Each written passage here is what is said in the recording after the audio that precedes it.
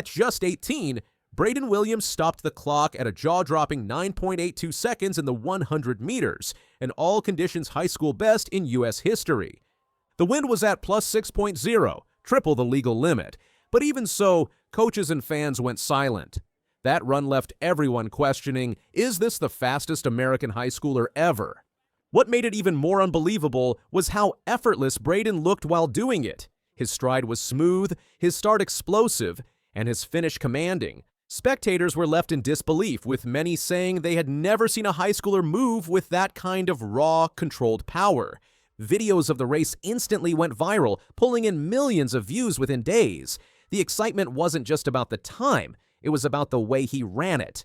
Braden's journey didn't start as a phenom. As a freshman at Waxahachie High, he posted a modest 10.72, a respectable time, but far from national-level elite. Coaches noted his long stride and raw potential, but he was still learning how to run.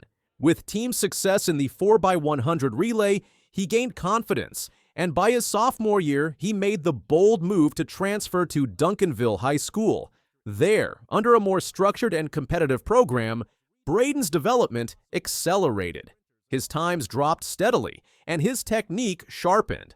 That season, he dipped to 10.52 win legal, a sign that this kid was ready to explode onto the national scene. 2024 was Braden's year of transformation. He stunned fans and scouts alike with a win legal 10.14 at the USATF Junior Olympics, a performance that instantly elevated him into the top tier of high school sprinters nationwide. That time was the third fastest in Texas history, trailing only icons like Matthew Bowling and Derek Florence. But it wasn't just his solo events turning heads. Braden also led Duncanville's 4x200 relay team to a new national record, blazing to a 1-minute 22.25 finish. His versatility and ability to dominate in both individual and relay events showcased a maturity well beyond his years. Interviews and press started rolling in, with college scouts circling like sharks.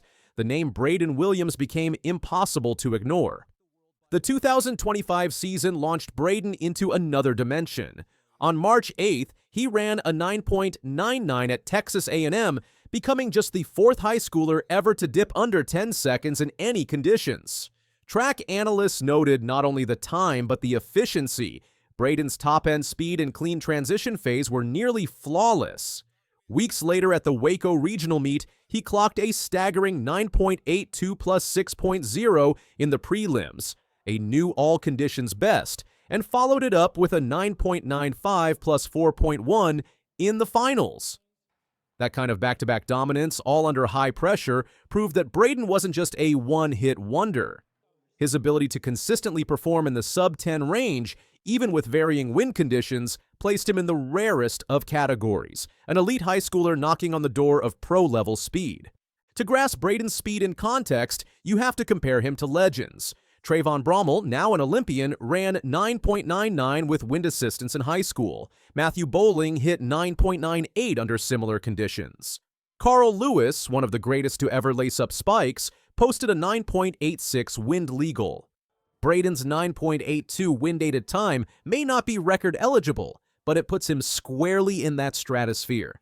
More importantly, his technical execution is catching attention. His reaction time, his drive phase, his ability to accelerate smoothly into top speed, these are the marks of an athlete well beyond high school fundamentals. Coaches across the country are pointing to Braden not just as a standout, but as a blueprint. What separates Braden from many other talented sprinters is his mindset. He's not just running to win, he's running to dominate. When Braden announced his commitment to the University of Georgia, it wasn't just another recruitment headline, it was a signal. Georgia is known for grooming Olympic-caliber sprinters, and Braden wanted to be next in line. He turned down offers from powerhouse programs to join a team where he could sharpen both his technique and competitive edge. But he isn't waiting for college to chase greatness. In interviews, he's made it clear the Olympics are on his radar, and he wants to wear red, white, and blue on the world's biggest stage. With Paris 2024 just behind and Los Angeles 2028 ahead, the timing couldn't be more perfect for a new American sprint icon to rise. As Texas track fans counted down to the 2025 UIL state championships, one question dominated every conversation.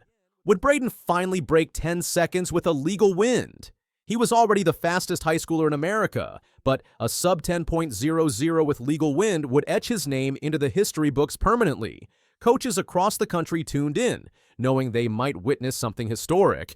Every race Braden runs now feels like an event, with crowds holding their breath the moment he steps into the blocks. In practices, he was reportedly hitting split times that rivaled elite NCAA runners. And with his 9.82 performance fresh in memory, expectations had never been higher. Regardless of whether Braden breaks the 10-second barrier officially in high school, one thing is already clear. His legacy is underway. He's the most electrifying high school sprinter America has seen in years. But beyond speed, it's his calm confidence, work ethic, and consistency that stand out. Coaches aren't just talking about his times. They're talking about his future. Fans have already dubbed him the next one, a future face of Team USA sprinting. The story of Braden Williams is far from over. If anything, this is just the first chapter. With his college career at Georgia on the horizon and Olympic ambitions already in motion, every step he takes from here will be under the watchful eyes of fans, coaches, and legends of the sport. The track world is shifting, and Braden is at the center of that change. He's inspiring a new generation of young athletes who now believe it's possible to go from a small-town freshman to a national phenomenon. The most exciting part? He's still just getting started.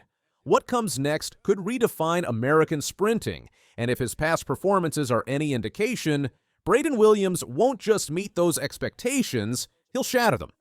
If Braden Williams blew your mind, imagine what he'll do next. Think he can go sub 10 with legal wind? Drop your prediction in the comments, and don't forget to like, subscribe, and hit that bell, because the next time Braden steps on the track, you'll want to be the first to see it. Low arm carriage, Femke Bol moving up and taking the stagger out of Maud. Finish strongly as well with Femke Bol. Can she dip under 50 seconds? How does someone run 49.48 seconds in the 400 meters when most elite athletes struggle to break 50? Femke Bol just did it again. At the 2025 European Team Championships in Madrid, she not only shattered her own championship record, but left fans and competitors stunned. It wasn't just a fast race, it was history in the making. To understand why this moment is so special, we need to look at what came before. Just weeks earlier, at the Golden Spike meet in Ostrava, Bol had an off day. She finished third, losing to Salwa Eid Nasser and Lina Irby-Jackson. For most athletes, that kind of loss can shake confidence. But Bol? She used it as fuel. Instead of complaining or making excuses, she went quiet. She focused on her training. And when she showed up in Madrid, it was clear. She meant business. On June 27th, 2025, the stadium was excited. And then Bol took off. Her 49.48-second finish in the women's 400 meters didn't just break the meet record, it shocked everyone.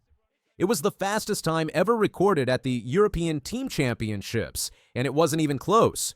Bol made world-class competition look slow. For the straight, Bol leads into the straight now. Bukowiecka's got some hard runnings to come, but Bol looking supremely relaxed and powerful and strong, and the 400-meter hurdler strength coming its own. But what made this performance even more impressive was how she bounced back. Most athletes need time to recover from a loss, but not Bol. She came back in less than a month and ran one of the fastest races of her life. That kind of turnaround doesn't just happen. It takes heart, discipline, and next-level talent. From the moment the race started, Bol looked different. Her start was clean. She took control in the first 100 meters. Her form around the bend was perfect, and when she hit the final straight, she didn't slow down. In fact, she sped up. Her stride looked powerful. Her face showed no signs of strain. It was dominance in motion. What's important to understand is that Bol isn't just a 400-meter runner. She's one of the most versatile athletes in track and field. She's the current world indoor record holder for the 400 meters. She's the reigning world champion in the 400-meter hurdles. She's also part of the Dutch relay teams that have won on the biggest stages. She's everywhere, and she's winning. Away. It's an absolute procession. It's a glittering gold in Glasgow for Femke Bol. And look at the time. At just 25 years old, her list of accomplishments is already unbelievable. Olympic medals, check, world records, multiple European titles. She's got them all. And yet, she trains like she's still chasing something. That hunger is what makes her so dangerous. She never settles. Bol's run in Madrid didn't just help her. It helped her whole team.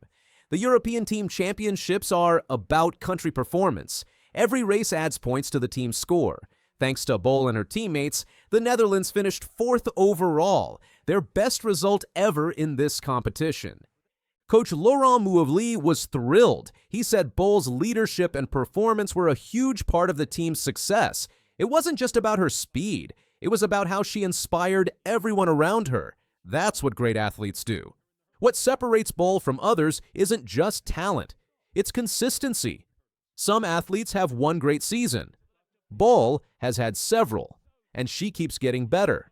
Whether she's running the 400 meters flat, the 400-meter hurdles, or anchoring a relay, she brings the same focus and energy every time. This new way of starting, hopefully over the first 200-300 meters, she can get through that part of the race quicker. Femke Bol's going to take this one easily. Let's watch the clock here. It could be quick. And let's talk about rivals. One name comes up often, Sydney McLaughlin-Levrone. The American hurdler is another track superstar. They've traded world titles and record attempts over the years. Bol has said openly that she's aiming for that crown. She wants to beat Sydney. And with every race like this one, she's getting closer. Let's break down how Bol ran that 49.48. It started with a strong launch off the blocks. She didn't rush it. Her pacing was smart. She stayed low and powerful through the first 100 meters. On the backstretch, she held a steady rhythm. She didn't let nerves or pressure affect her form. When she hit the final curve, most runners would start to fade. But Bol? She hit another gear.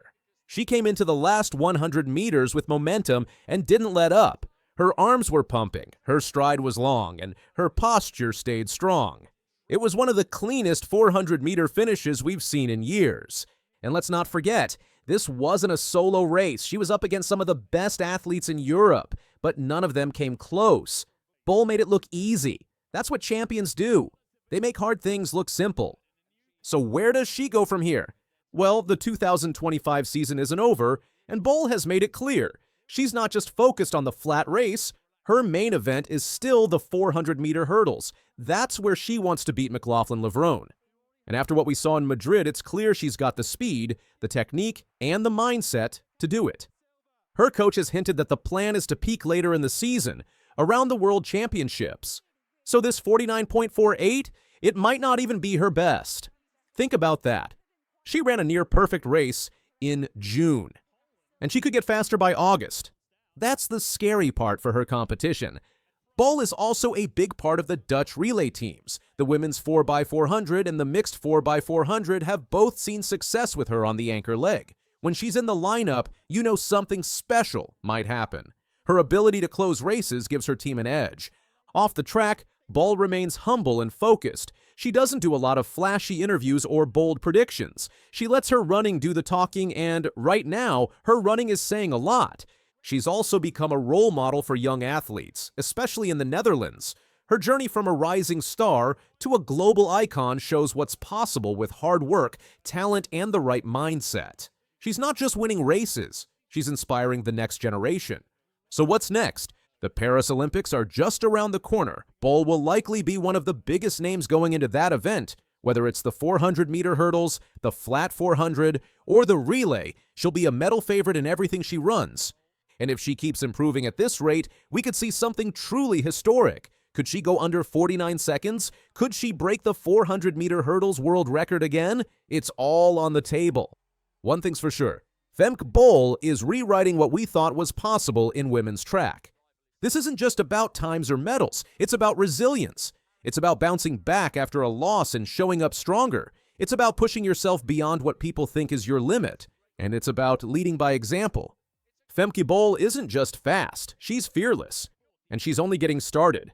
So don't look away, because the next time she steps on the track, she might do the impossible. Again. If you found this story inspiring, hit that like button, share it with someone who needs motivation, and let us know in the comments what moment from Femke Bol's career you want us to break down next. Subscribe for more untold stories from the world of sports, because we're just getting started.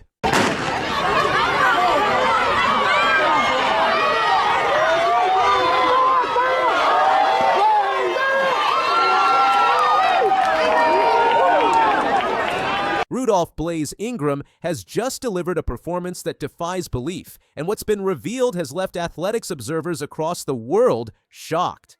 The young sprinting prodigy has redefined what's possible for youth athletes, shattering age group expectations with a level of speed that borders on unreal. His latest showcase wasn't just a highlight moment. It marked a turning point in how coaches and experts view athletic development in the early years. With a combination of rare natural talent and focused training, Ingram has sparked a global conversation about the future of sprinting, and the ceiling may be far higher than anyone ever imagined. The 13-year-old football player out of Zephyr Hills, Florida, has achieved speed measurements that force observers to question whether video footage has been manipulated, creating viral sensations that attract millions of viewers who struggle to accept the reality of his extraordinary capabilities. I got the nickname Blaze because they know me from running super fast. You see my chain named Blaze. I'm super fast, that's why they call me Blaze, Ingram explained, demonstrating the self-awareness and confidence that accompany truly exceptional talent. It didn't take long for collegiate programs to realize his blazing speed, including Sacramento State, as universities abandoned traditional recruiting timelines to secure commitments from athletes whose potential transcends normal development patterns.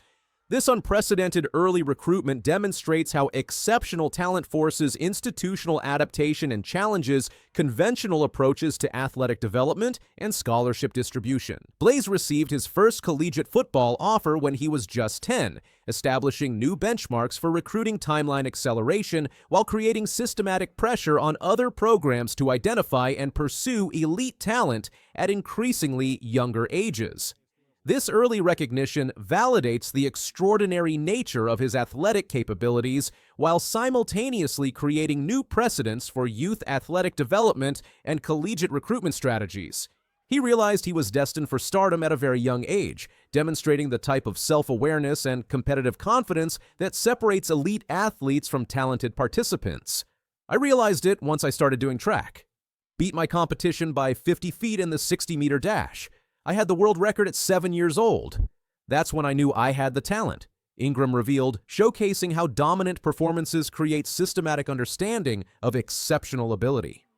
The world record claim at age 7 represents the type of performance achievement that challenges existing athletic understanding while creating measurement controversies that highlight the difficulties in accurately documenting exceptional youth performance. He earned the moniker fastest kid on the planet at 7 years old after completing a 100-meter dash in 13.48 seconds, establishing a performance benchmark that exists just 4 seconds behind Olympic champion Usain Bolt's world record time.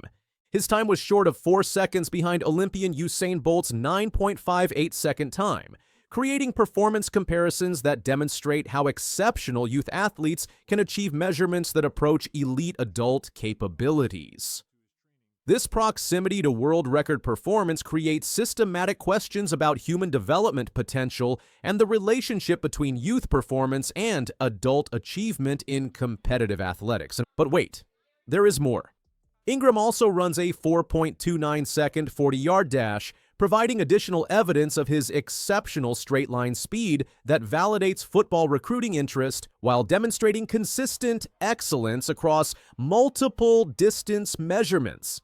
This timing places him among elite high school prospects despite his age disadvantage, creating unprecedented recruiting scenarios where age becomes irrelevant compared to documented performance capabilities. Positional versatility adds to Ingram's recruiting appeal as coaches recognize his speed can be utilized in multiple roles. I play anywhere on the field. You can put me at kick return, punt return, corner, DB, slot, and running back. Ingram explained, demonstrating how exceptional speed creates systematic advantages that transcend traditional position limitations and enable strategic flexibility. The daily training regimen that produces such exceptional performance reveals the systematic commitment required to maintain and develop elite capabilities. I wake up in the morning, work out, eat, go to school. After school, I work out again, eat again, work out about 3 times a day. Ingram described, showcasing the comprehensive approach necessary to maximize genetic potential through structured development programs. Sacramento State's recruiting assessment demonstrates how collegiate programs evaluate exceptional talent despite age and development uncertainties. They're getting the best football player they've ever had, the hardest worker on the team and the best on the team, Ingram predicted, displaying the type of confidence and competitive mentality that accompanies truly exceptional athletic ability. Academic emphasis in Ingram's advice to young athletes reveals sophisticated understanding of comprehensive development requirements. First, keep your grades up. No good grades, you're not going anywhere.